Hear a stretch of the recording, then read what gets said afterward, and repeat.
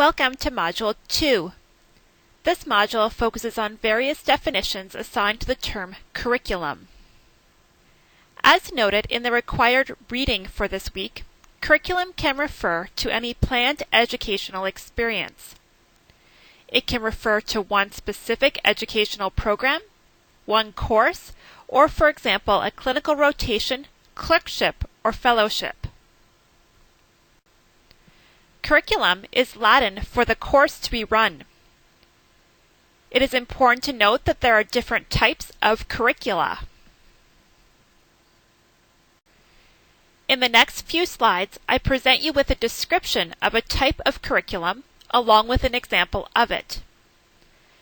Let's start with the first one. What type of curriculum do you think this is?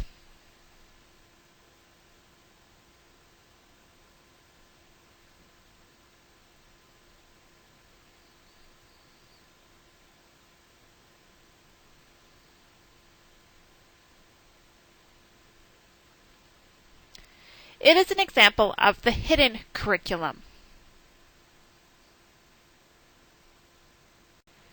Here is the next one. What type of curriculum are we referring to here? What do you think?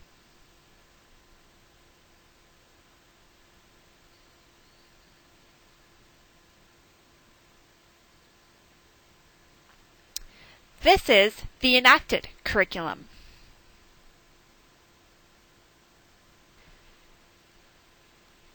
Next, what do you think this example refers to?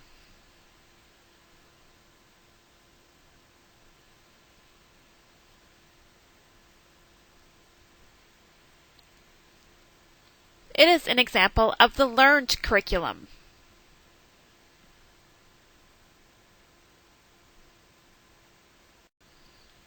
What about this one?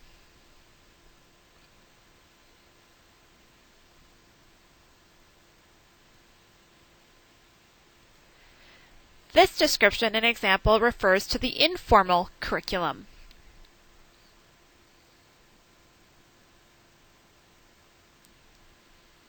Finally, there is the formal curriculum. The formal curriculum is, as I explained at the onset of this presentation, a planned educational experience. This is what we'll be focusing on in this course. That is, we'll be focusing solely on the development of formal curriculum. I encourage you to review the examples of different types of curricula that I have posted in the presentation area for this module. After you review these curricula, I encourage you to think about some of the trends or things that you're observing in these posted examples. Which type of curricula speaks most to you and to your profession?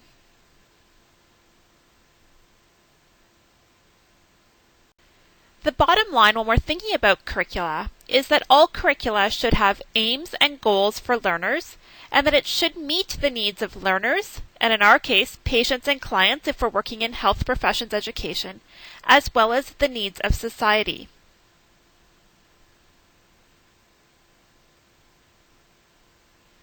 The required reading for this week provides you with an overview from about 10,000 feet of the 6-step approach to curriculum development.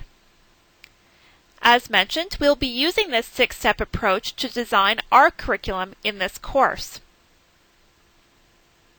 Please ensure that you complete the readings for this week as it gives you a general overview and sense of where we're headed in the course.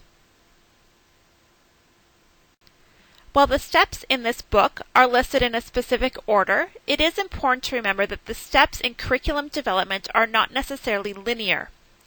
Curriculum development is an interactive and dynamic process. We may come back and forth in between the steps as we develop our curricula. There are 2 learning activities for this module.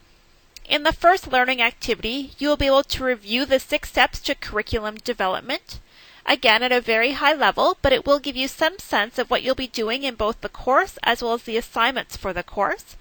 Specifically, in this activity, you are hypothetically asked to develop a curriculum for one of 2 options. You will select either option 1 or option 2 and work through the 6 steps to curriculum development for that particular option. All of the details for the learning activity are posted in the Learning Activity area in Module 2. For the second learning activity, you will complete the required readings and then listen to a critical podcast on one of the required readings. I then pose some questions to you into whether or not you agree with what the podcast authors are stating in regards to this required article.